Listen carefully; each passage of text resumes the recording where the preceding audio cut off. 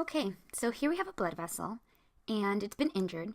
So right now I want to do an overview of hemostasis first. We want to make sure when a blood vessel's been injured that the blood that's flowing through that blood vessel continues to flow through the blood vessel, and we try to minimize as much as possible the amount of blood that leaks out of the blood vessel at that site of an injury. And the way we do that is through hemostasis. And the first part of hemostasis is making that platelet plug. And this happens during primary hemostasis. But it's still kind of weak, so we need to make it stronger.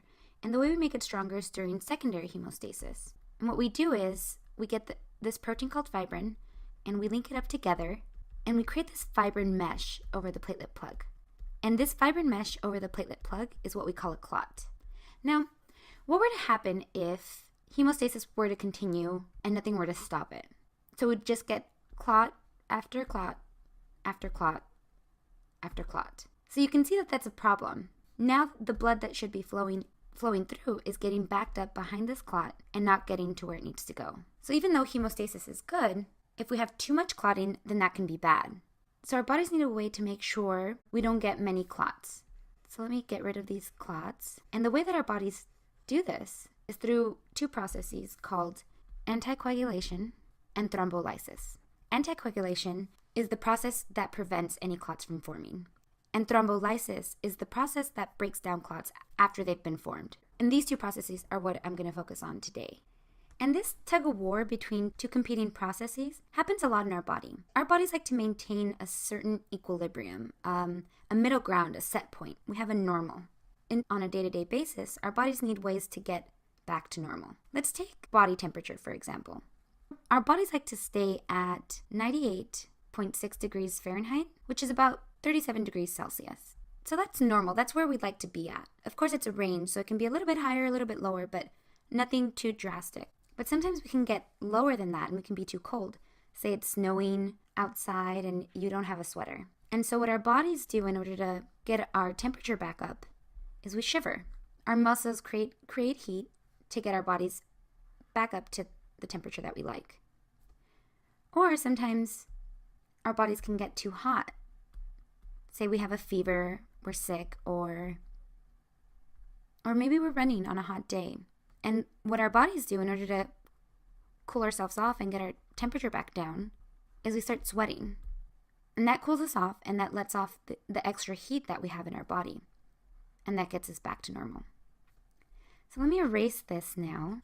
And let me show you how this is similar to what's going on in our blood vessels. So our set point, our middle ground, let's say good blood flow. And this is important because if we have good blood flow, then all our tissues are getting what they need. They're getting oxygen and nutrients that's carried in our blood. But sometimes we can have some injury to that blood vessel, and then we'll start bleeding, and that goes away from what we want, which is good blood flow.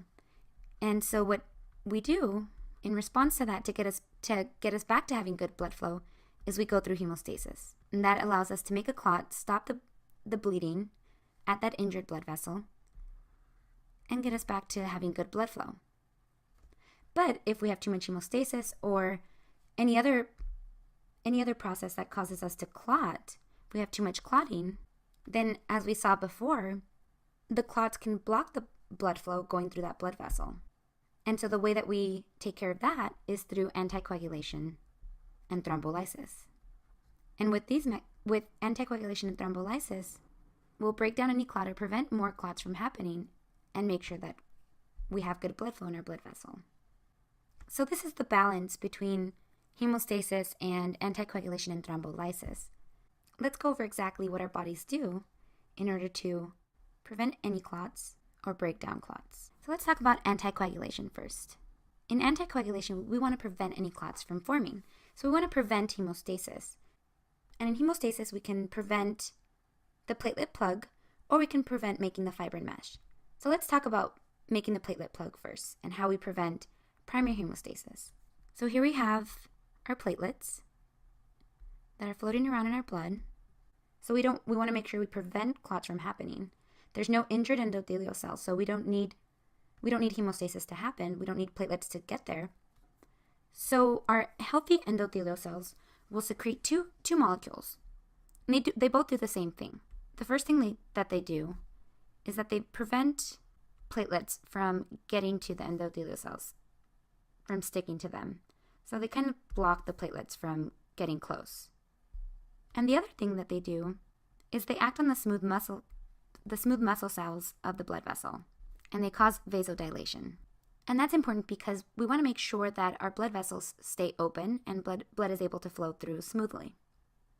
These two molecules are called, one of them is called Prostacyclin, and this is a peptide, and the other one is a chemical called nitric oxide. So now let's talk about secondary hemostasis and how we prevent that. In secondary hemostasis, let me scroll over, we make the fibrin mesh to make that platelet plug stronger, which, again, in this case, we don't need because there's no injury, and so we don't need to make a clot. And the way we make that fibrin mesh is we activate the coagulation cascade. So here we have our clotting factors, the family of proteins, and ultimately when we activate the coagulation cascade, what we'll end up with is getting thrombin. And the fibrin linking up on top of the platelet plug is what creates that fibrin mesh and makes the platelet plug stronger. So the way that our bodies, our blood vessels, prevent secondary hemostasis is through two different molecules that endothelial cells, so the same cells that are lining the inner wall of the blood vessels, and these are the same cells that are making prostacyclin and nitric oxide, what we just talked about. It makes two molecules. One of them is called heparin-like molecule. And this molecule is on the surface of the endothelial cell, communicating with the blood. And what this molecule does is it interacts with another protein that's already floating around in our blood. This protein is called antithrombin III. So you can see in hemostasis we have thrombin, and we want to make a clot. And now in anticoagulation, we have antithrombin III, and we want to prevent a clot.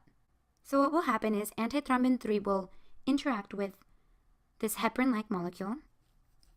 And when antithrombin III interacts with heparin-like molecule, what it'll do is it'll inactivate thrombin. So it'll prevent thrombin from making fibrin, from fibrinogen.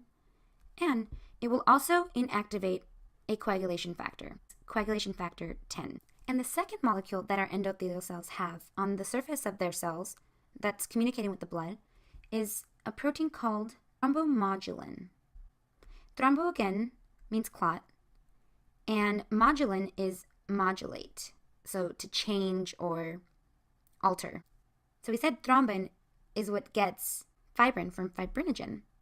But what thrombomodulin will do is if there's thrombin floating around in our blood and we want to make sure that we don't clot too much, is it'll get thrombin and it'll change what thrombin actually normally does, which is make a clot, so that it is actually working in anticoagulation. But it's not just thrombin and thrombomodulin that works in anticoagulation. When we have thrombin and thrombomodulin working together and interacting with each other, then now protein C, with the help of protein S, will get activated. And once it's activated, it'll interact with the thrombin-thrombomodulin complex. Those three things help with anticoagulation. The way that it helps with anticoagulation is that it inactivates two specific coagulation factors, coagulation factor 5, and it inhibits coagulation factor 8. So now that we covered anticoagulation, let's talk a little bit more now about thrombolysis. So like I said, in thrombolysis, we're breaking down the clot that we already made. So the way that we're able to break down that clot is with this protein called plasmin. I like to think of it as like a little shark floating around, waiting to break down this clot. So I'm going to draw it like this, like a little saw. And this protein is called plasmin. And what plasmin will do is it will break down fibrin and fibrinogen. But plasmin isn't floating around in our blood all the time, or else we wouldn't be able to clot at all, because plasmin would be breaking down fibrin and fibrinogen all the time. So we want to make sure that we can have plasmin whenever we need it. And we need plasmin whenever we don't want to make a clot, or whenever we don't need to make the clot. And so we get plasmin from plasminogen. And just like fibrinogen, plasminogen is made with just an extra piece of protein. And the way we get plasmin from plasminogen is through our healthy endothelial cells again. our endothelial cells will release and secrete plasminogen activator. And this tissue plasminogen activator will take off that extra piece of protein from plasminogen and make plasmin. So now let's zoom out and take a look at the entire picture of how anticoagulation and thrombolysis works.